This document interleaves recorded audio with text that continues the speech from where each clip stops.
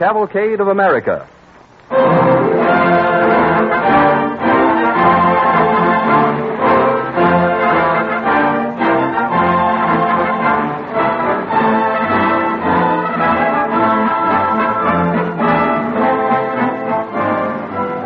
A resolution unanimously adopted at the recent convention of the National Council of Women reads as follows, quote, "Be it resolved that a letter of thanks be sent to DuPont for sponsoring the excellent educational series called The Cavalcade of America, thus providing the whole family with splendid entertainment." End of quotation.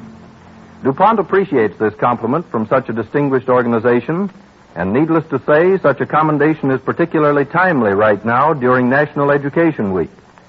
It is the purpose of this series to show the forward march of traditional American spirit in a series of true stories. And just as the history of the nation shows how American men and women overcame trials and hardships and so found new horizons, so the history of chemistry shows how the research chemists have constantly contributed to a fuller, richer, and freer life for everyone. This is the ideal expressed by DuPont in the phrase, "better things for better living through chemistry."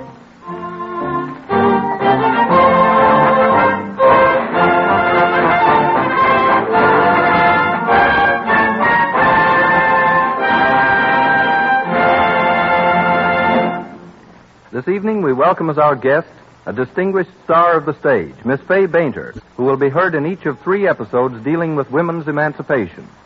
Our Cavalcade Orchestra rings up the curtain with an excerpt from the first movement of the Unfinished Symphony of Schubert.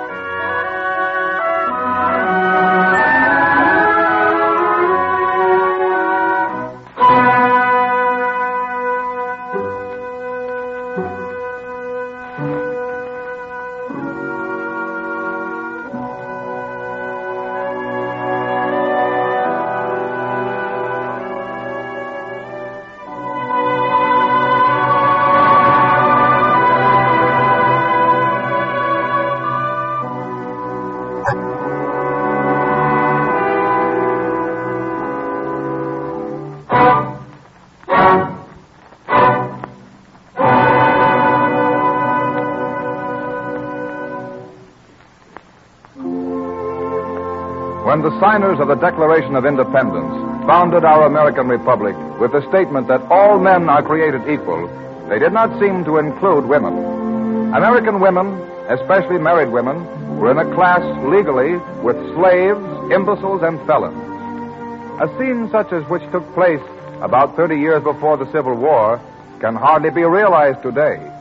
We're in Judge Daniel Cady's office, which joined his home in Johnstown, New York. The part of Elizabeth Cady is played by Miss Fay Bainter. It is the year 1830, a winter evening. Mrs. Dean has stopped in to see Judge Cady.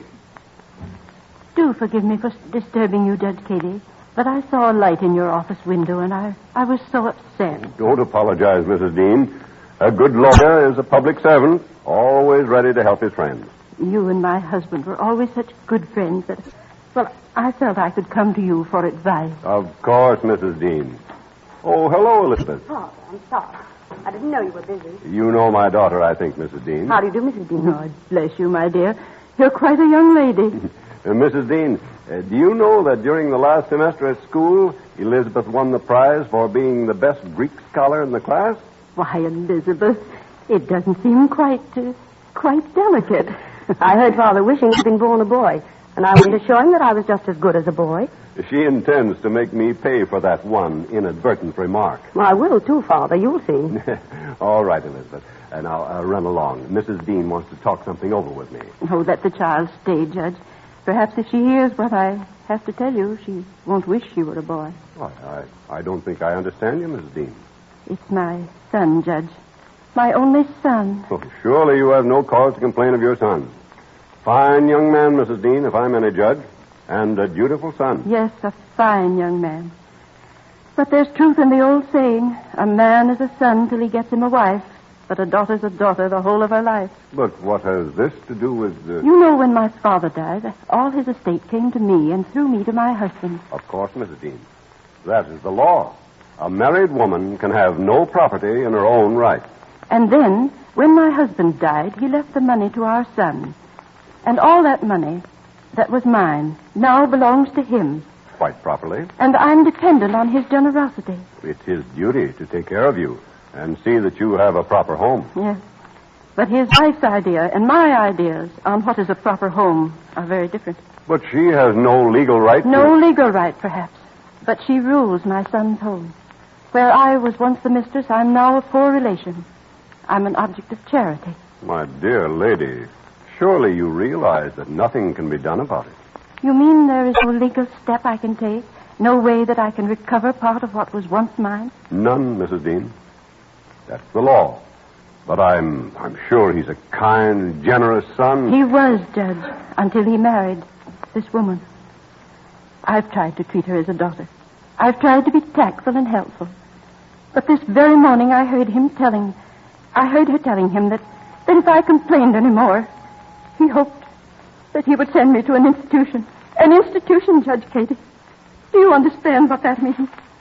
I can't stand it. My dear lady, I'm deeply sorry for you, but there's absolutely nothing that I can do except speak to your son and ask him to be more generous. Generous? With her own money? Elizabeth, my child, please. It's an outrage, Father. It isn't fair. Why can't a wife own property? Why must there be such laws in these books? You must forgive my daughter, Mrs. Dean. I apologize for her unmaidenly outburst. She needs no apology, Judge. I only wish that I had her youth and spirit. Perhaps someday there will be some woman who will lead her sisters out of the wilderness of man-made law. I won't trouble you any longer. Goodbye. Oh, I beg your pardon, sir. Oh, that's quite all right. Did I hurt you? I'm so sorry. No, not at all. Come in, Henry. You know my eldest daughter's brother-in-law, Henry Bayard. Why, yes. How do you do, Mr. Bayard? How do you do, Mrs. Dean? I'm happy to see you. Thank you, sir. And thank you for listening to me, Judge Cady. God bless you, Elizabeth. Goodbye. Goodbye. Well, Mrs. Dean seems excited. Any trouble? A personal matter. An argument with her son. It's more than a personal matter. It's more than just an argument. It's a question between all men and all women. Oh, is Elizabeth getting herself upset again about the rights of the fair sex? Why aren't girls as good as boys? Why can't we own things ourselves?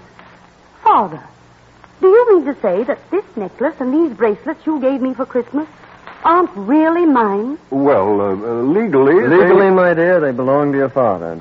And if, well, let's say for the sake of argument, you should later become my wife, those pretty ornaments would be mine. You couldn't even wear them without my permission. I could sell them, give them away.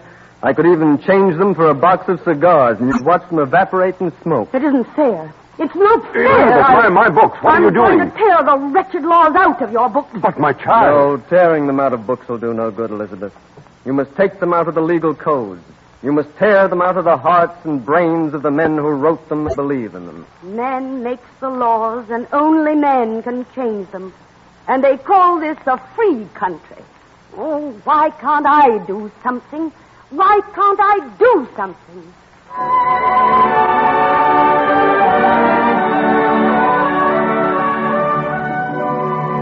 On Friday, May 11, 1840, refusing to say the word obey, Elizabeth Cady was married to Henry B. Stanton, prominent as an abolitionist. Their honeymoon was spent in England, where the bride and bridegroom were delegates to the World's Anti-Slavery Convention. We find them in Freemasons' Hall, London, June 12, 1840, just as a delegation from the United States is presenting its credentials. We will hear from the delegation representing the United States of America. Mr. Chairman, I present the credentials for our delegation. The Honorable William Lloyd Garrison, the Honorable Henry Brewster Stanton, Mrs. Lucretia Mott. Pardon me, sir, but what was that last name? Mrs. Lucretia Mott. The delegation from the United States of America is out of order. We have no authority to permit the seating of women as delegates to this convention. Henry, did you hear that? They're refusing to seat our American women delegates. Yes, dear, I heard, and I'll see what can be done. Oh, Mr. Chairman. Mr. Chairman. Mr. Chairman. The chair recognizes the Reverend C.B. Stout. Mr. Chairman, it seems to me preeminently unfitting that women should be permitted to sit as delegates to this great convention.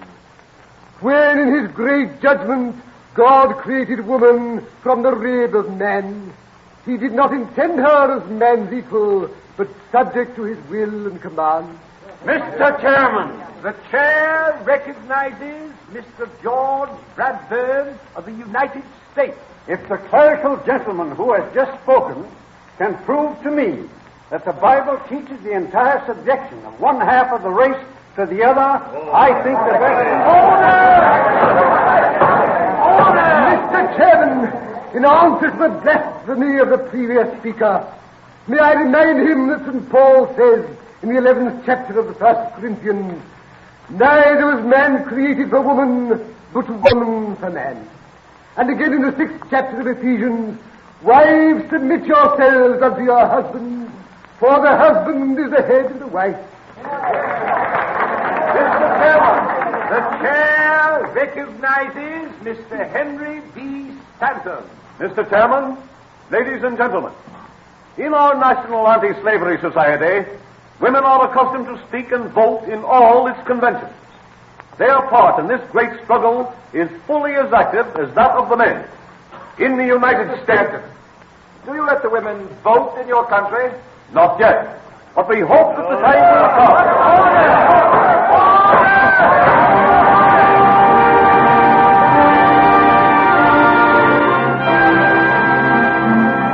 Finally, the English delegates, supported by the English clergy, had their way, and all women were rejected as delegates to the convention.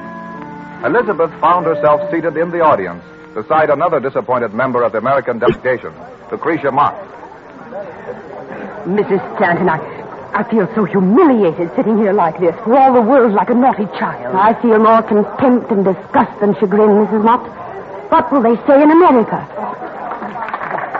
It's Mr. Garrison they're applauding. I wish he'd been here yesterday. He'd have burned the bigots with his oratory. Mr. Chairman, the chair recognizes the American delegate, Mr. William Lloyd Garrison. Mr. Garrison is the most eloquent speaker I've ever heard. Yes, they say everyone is looking forward to hearing his address. Mr. Chairman, on arriving here today, I learned that our women, the very women who have fought side by side with us in all this great conflict for freedom, have been excluded from places on the floor. Yes, Mr. Garrison, by vote of the delegates. I came 3,000 miles to speak on the subject nearest my heart. But after battling for so many years for the liberation of African slaves, I can take no part in a convention that strikes down the most sacred rights of all women. Mr. Garrison is right. It's no less than tyranny. We haven't the privileges of the most ignorant and degraded men. We haven't used the right to the wages we earn. We're denied equality and education. In fact, we're civilly dead. Man has usurped the prerogatives of Jehovah himself. When I return home, I intend to devote my life to the liberation of women, so the generations to come won't be humiliated as we've been today. It means work, I know. It means that we'll be sneered at and insulted. We ourselves may never see the victory, but at least we can show the way to the women of America.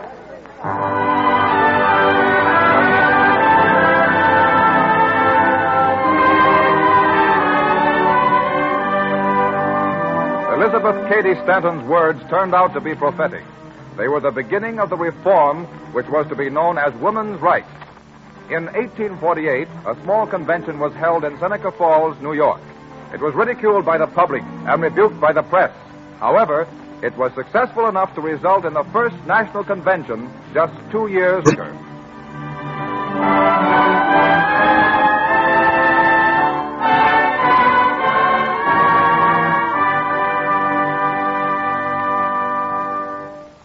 The American cavalcade moved onward, but it was some time before women's rights societies made much headway with the law of the land. Suffrage became the goal.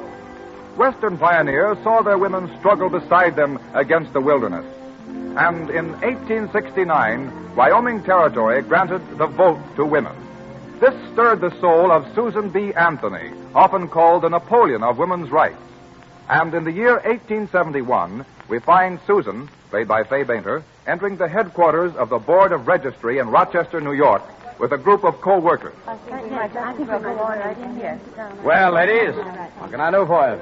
We're here to register. And what's that, To register? We can't vote unless we register, can we? But ladies, you can't vote at all. The law says... We know the law. The 14th Amendment to the Constitution of the United States says that all persons born or naturalized in the United States are citizens of the United States, and that no state may make a law which shall abridge their privileges or deny equal protection of the law. But, madam, you are a woman. Since when was a woman not a citizen? Either you will register, my friends, or I'll bring suit against you. Oh, let them register. We don't have to let them vote. If we register, we will vote. Madam, I warn you. If you vote, you will be arrested.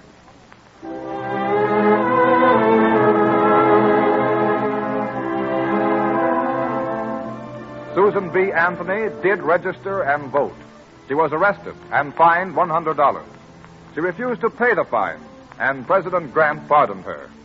Susan B. Anthony kept working to keep the suffrage question before Congress until her brave spirit passed on in 1906. The American cavalcade moved onward to the year 1913.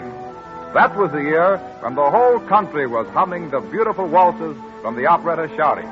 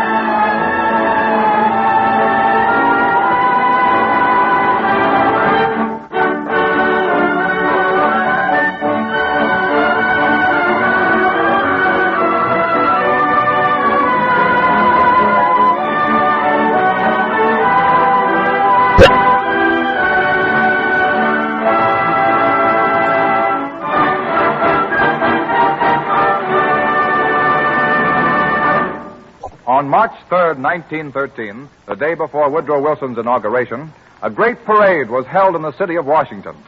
Many politicians, afraid of women's suffrage, tried to belittle the ever-growing storm.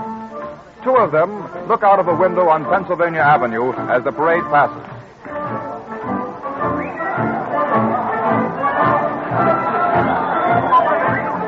They certainly can march. I'm surprised at so many good-looking young girls. They just want to show off. Say, that crowd's getting nasty. Look at that. Men in the crowd threw a cigar butt in that woman's face. After all, they are women. They want to vote like men. They must expect to be treated like men. Those fellows on the curb aren't men. They're rowdies and hoodlums. The women are asking for it. Oh, just look at them. Thousands of them. Marching by. All looking ahead. Not even hearing the jeers of the crowd. I got to admit I admire them. Looks as if they really mean it this time.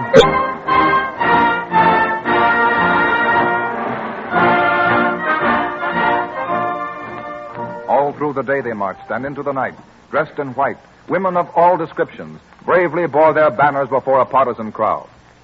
5 years later, on December 2nd, 1918, President Wilson, in addressing Congress, said, "The least tribute we can pay women is to make them the equals of men in political rights, as they have proved themselves their equals in every field of practical work they have entered, whether for themselves or their country."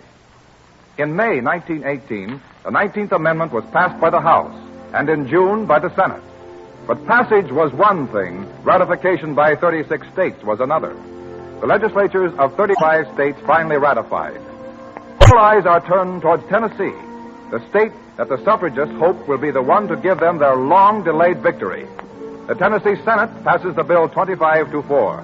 Then it comes to the House. The galleries are filled. In the front row sit two antis, a husband and his wife, and beside them a young woman, played by Fay Bainter, who is evidently a supporter of the suffrage cause. Yeah, you see, Bessie, it won't pass.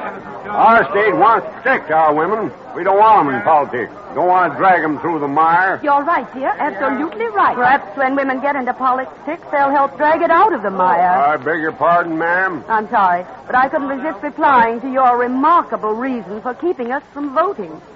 You really believe what you said? Surely you trust your wife to vote. Oh, I don't want to vote. I agree with my husband that a woman's proper place is the home. But just because you don't believe in it, why should other women be deprived of what they think? Quiet. They're announcing the vote. The vote stands 49 for the amendment and 47 against.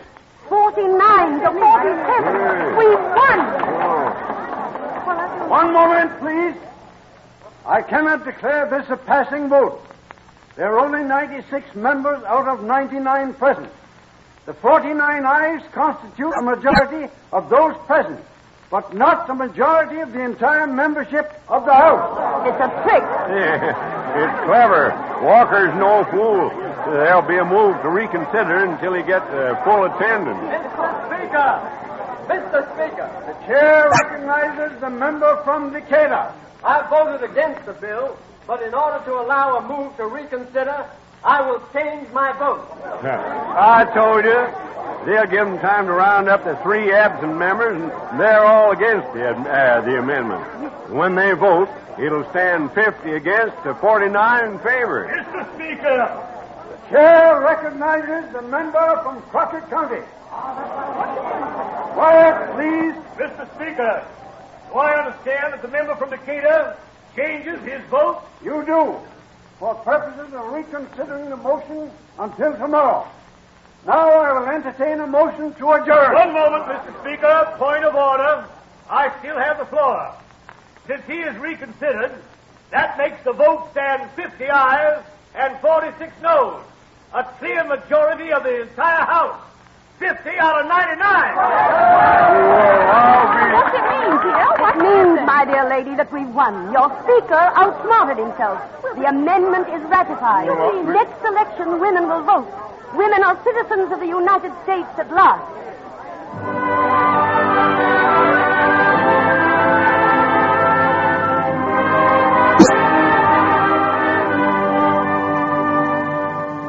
And so, after years of struggle, women at last were given the vote. Today, we find women successfully competing with men in every walk of human endeavor. Woman challenges man in courage, skill, talent, and craftsmanship. She asks no advantage, accepts no compromise. She stands on the heights at last, after a long and weary climb, welcomed as an equal, admitted to her place in the cavalcade of America.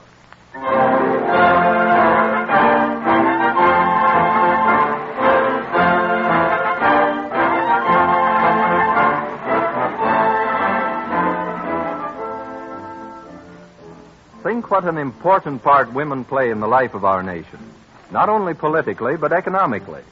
They are the purchasing agents of America's homes, and their ideas make business history. Have you ever heard anyone use the expression, born to the purple? There's a story in that phrase, born to the purple, a story that has a lot to do with feminine gowns and frills. Way back in Roman times, the Phoenicians were renowned for their skill in dyeing the robes of royalty. They used a color called Tyrian purple, which was obtained from shellfish found in the Tyrian Sea.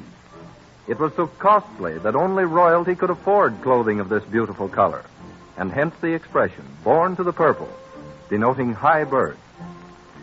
America got its dyes from foreign sources until the World War created a shortage, and our nation began to develop its own dye industry. This development represents one of the great achievements of American chemistry. Today, America makes enough dyes for practically all its domestic needs, even exporting large quantities.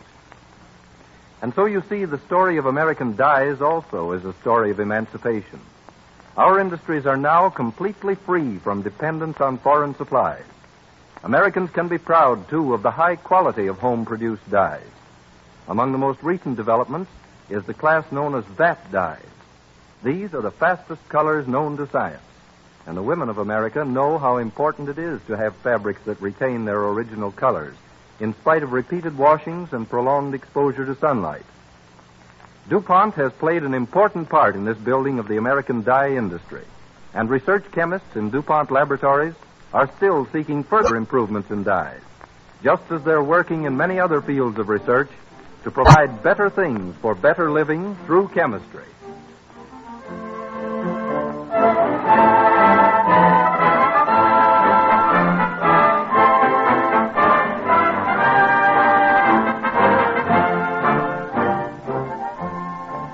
On tonight's program, you've heard Fay Bainter, famous stage star, in the leading roles. Tune in again next Wednesday when DuPont again presents The Cavalcade of America.